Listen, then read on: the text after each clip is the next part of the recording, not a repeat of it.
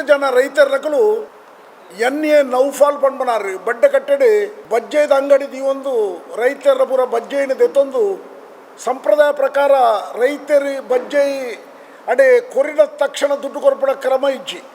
ಅಕಲು ಆ ಬಜ್ಜೆಯನ್ನು ಮಾರಾಟ ಮಾಡ್ತದೆ ಬೊಕ್ಕ ಕಾಸು ಕೊರ್ಪುಡಿ ಆರು ಕೆಲವು ಜನಕ್ಕೂ ಚೀಟಿಡ್ ಬರೆದು ಕೊರಿಯರು ಯಾನು ಇಂಚನಾಡಿ ಕೊರ್ಪೆ ನಿಖಲ್ನ ಈತ್ ಬಜ್ಜೆದ ಮೌಲ್ಯ ಬಂಡದು ಇಂಚಿ ಪಾರೆ ಅಂಗಡಿ ಬಂದು ಮಲ್ತದು ನಾಪತ್ತೇರು ರೈತರು ಪೂರ ಅಸಹಾಯಕರಾತಿರು ಸಂತ್ರಸ್ತರು ರೈತರು ಒಟ್ಟು ಸೇರಿದು ಮುರಣಿ ಪೊಲೀಸ್ ಸ್ಟೇಷನ್ಗೆ ಹೋದು ನಗರ ಪೊಲೀಸ್ ಠಾಣೆಗೆ ಹೋದು ದೂರು ಕೊರಿಯ ಆ ದೂರನ್ನು ಸ್ವೀಕಾರ ಮಾಡ್ತದೆ